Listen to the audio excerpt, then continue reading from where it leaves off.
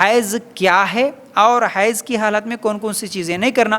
حیض وہ خون ہے جو بچے دانی رحم سے نکلتا ہے اور ہر مہینہ آتا ہے، کسی کو کم کسی کو زیادہ دن آتا ہے، اور یہ عام خون سے الگ ہوتا ہے، یہی حیض ہے۔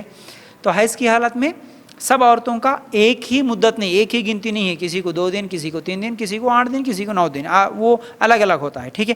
اب کیا کیا چیزیں نہیں کرنا حیض کی حالت میں؟ پہلی چیز، ہم بستری نہیں کر سکتے، جائز نہیں۔ اکثر لوگ علم نہیں رہنے کی وجہ سے، خاص طور سے نئے شادی شدہ جوڑے، نوجوان لوگ حیض کی حالت میں بھی ہم بستری کرتے ہیں، یہ بہت بڑا گناہ ہے، یہ غلط ہے۔ کیوں؟ نبی کریم صلی اللہ علیہ وسلم نے فرمایا جو حیض کی حالت میں داخل ہوتے یا دبر میں داخل ہوتے یا کاہن کے پاس آئے تو شریعت محمد صلی اللہ علیہ وسلم کا اس نے انکار کیا۔ صحیح مسلم کی روایت ہے اور ترمذی میں بھی ہے حدیث۔ حیض کی حالت میں ہم بستری کرنا۔ دوسرا، دبر میں، دبر کا مطلب پائخانے کی جگہ، یاد رکھو، خاص طور سے یہ بھی نہیں معلوم ہونے کی وجہ سے کئی نوجوان عورتوں کے ساتھ صرف داخل ہونے کا، ہم بستری کرنے کا ایک ہی راستہ، ایک ہی جگہ، وہ ہے پیشاب نکلنے کی جگہ، اسی جگہ سے آپ ہم بستری کر سکتے۔ لیکن اگر دبر سے، پیچھے سے، یعنی پیخانے کے راستے سے اگر آپ ہم بستری کریں گے تو یہ بہت بڑا گناہ ہے۔ حیض کی حالت میں بھی ہم بستری نہیں، پیخانے کی راہ میں بھی ہم بستری نہیں، اور اگر کوئی ایسا کرتا ہے تو اللہ کے رسول صلی اللہ علیہ وسلم نے فرمایا اس نے محمد صلی اللہ علیہ وسلم کی شریعت کا ہی انکار کر دیا، یہ اتنا بڑا گناہ ہے، ٹھیک ہے۔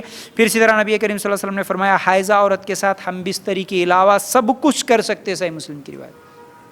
یعنی حیض کی حالت میں صرف ہم بستری نہیں کر سکتے، اس کے علاوہ باقی سب کر سکتے ہیں، ٹھیک ہے۔ اس کے ساتھ ایک بستر پہ لیٹ سکتے، اس کو چمٹ سکتے، چوم سکتے، یہ سب چیزیں جائز ہے، لیکن ہم بستری نہیں کرنا، یہ بات یاد رکھو، ٹھیک ہے۔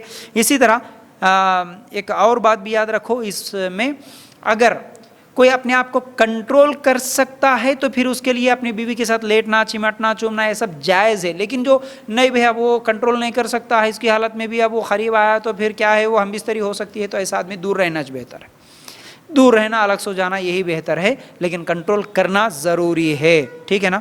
اگر کوئی نہیں معلوم ہو کہ اگر ایسا کر لیا، یعنی حیض کی حالت میں ہم بستری کر لیا تو اس کا کفارہ ہے۔ نبی کریم صلی اللہ علیہ وسلم نے فرمایا جو حالت حیض میں ہم بستری کرے 1 یا نصف دینار صدقہ کرے، صدقہ کرنا ہے کفارے کے طور پر۔ حیض کے اختتام پر بھی غسل سے پہلے ہم بستری جائز نہیں، سورہ بقرہ آیت نمبر 222۔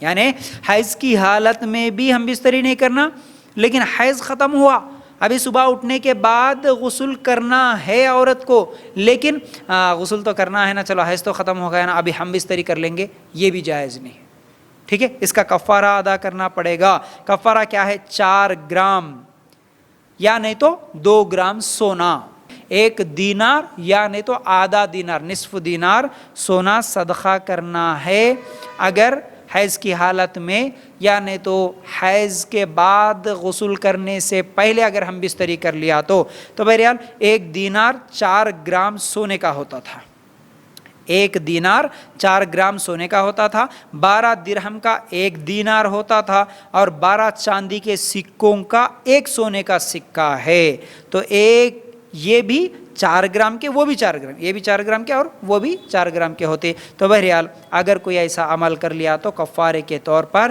4 گرام سونا یا نہیں تو 2 گرام سونا کم از کم کیا کرنا ہے، اس کو کفارہ ادا کرنا ہے۔